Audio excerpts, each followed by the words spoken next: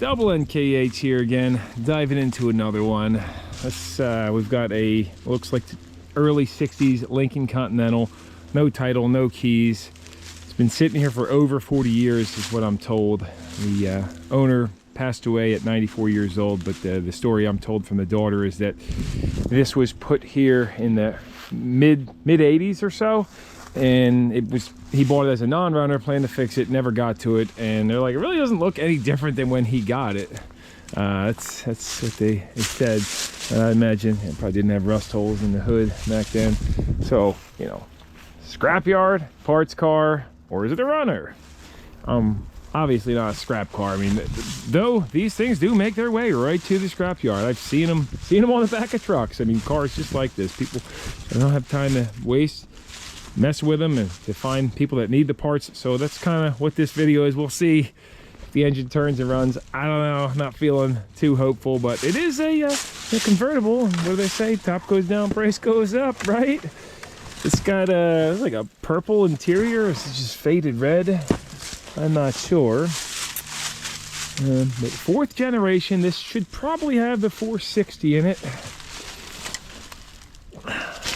So let's just do a little spin around tour.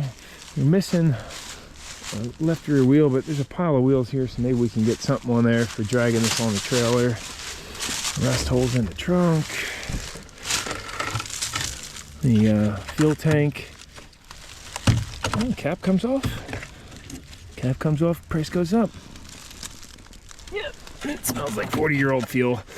What you really want to smell is just nothing, because that means the tank's empty or it's already been rusted through. But when it smells like that, I'm dealing with that old junk.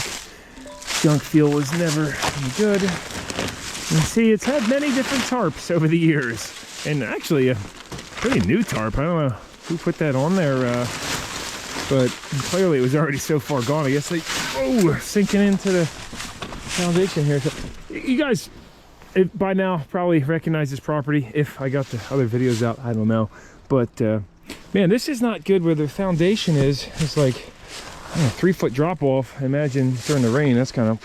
But then again, this building's been here for some time. So, all right, yeah, we're missing this side too, and we just sunk in. We're gonna. I guess I got here just in time because we have a deep freeze coming, and if the ground's frozen, you are not getting this out. It was in the 20s last night, but the high's 35 today. We're later in the day, so it should be all right. Take a glance in there. Yeah, it's looking all right. Oh, it's got a little cat seat. So maybe that's, unless she has quite a few cats around here, maybe that's why she put the tarp on. Keep the elements away. Cracked windshield. Last inspection, 1978. Wow, almost 50 years ago.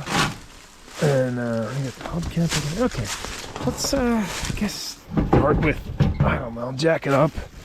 Not gonna bother popping the hood right now. Jack it up, put some wheels on, drag it up, right? Hate to put the car on backwards, but in this case, it's the only option. I can't get in on that side.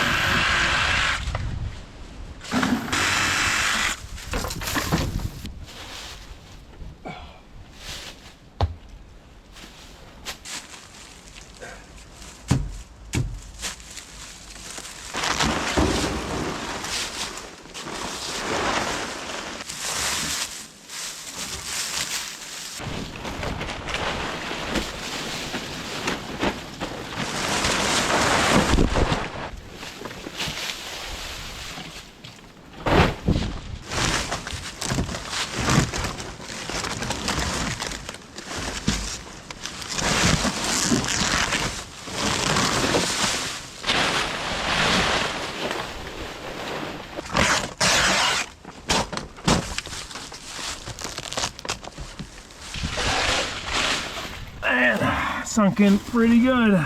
Leaf springs down into the ground. Guess we'll just do a little bumper jacking action. Luckily on these old cars, you know, nice stout bumper can jack up on that.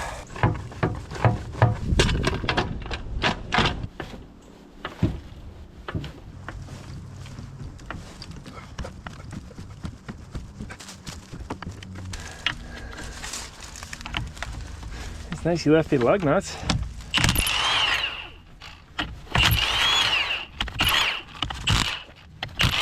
Do a little measurement here and see what we got kicking around.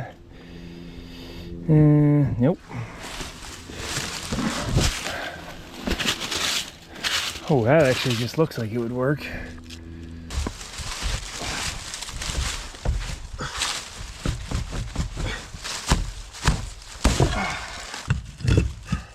Yes, that fits.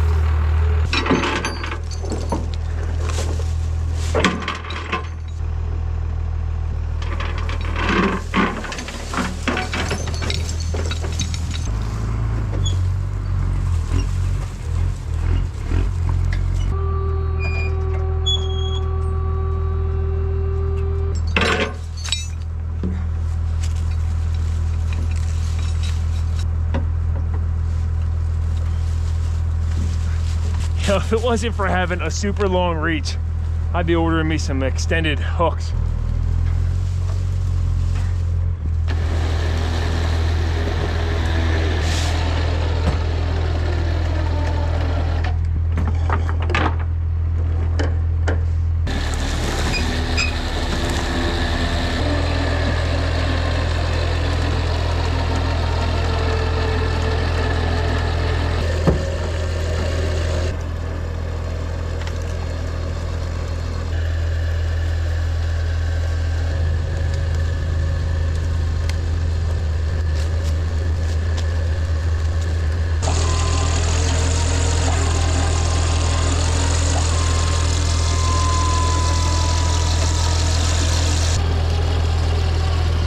Here's our parts left over.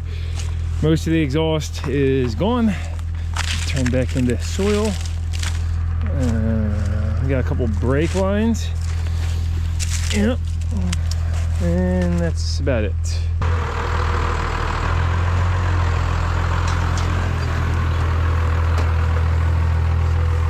Check out these new load binders I got doing this estate clean out. Durbin Durco Inc. Booker Cam Action Load Binder. Non-spread mouth patented. 16,000 pounds. These things are, you know, different design than you usually see. I've never seen one like this, but they work great.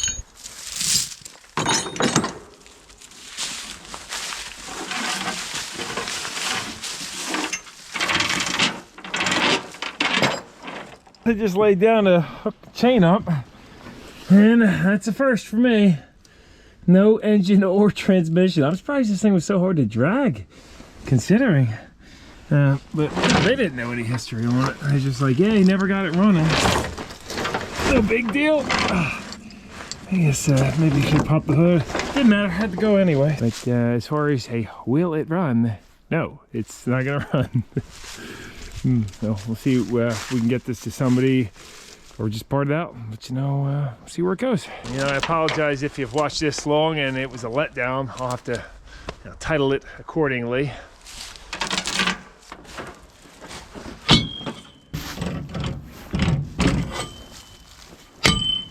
In case anyone watching is saying, hey, you're not supposed to use pipe extensions on those binders because a lot of them it's printed right on.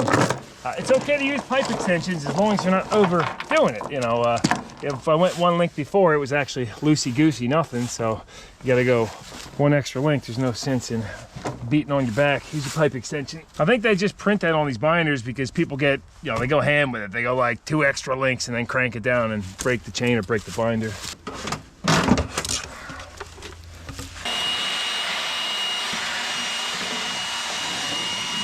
Well, I went ahead and just posted that on Marketplace for a whopping $600. Now, if you're watching this and you might be interested in either restoring it, say you got an engine and trans sitting around, or you need it for parts, contact me and I'll get you that YouTube discount. And believe it or not, even at $600, that's a pretty good deal. Because if you go on eBay right now, look up completed parts for that, like 61 to 64. I actually don't even know what year it is. But taillights, a set of taillights sold for $500. There's a guy that has emblems on there for like $1,200, which that's probably just crazy. But I mean, some of these parts do sell for high dollars. That's got nice bumpers, nice grill on there. All the stainless is in good shape. It's really rough, yeah. I mean, I get that, but it can hopefully help somebody out. At the end of the day, I'm always happy to get vehicles off to someone that's gonna do something with them, whether they use it for parts or restore it.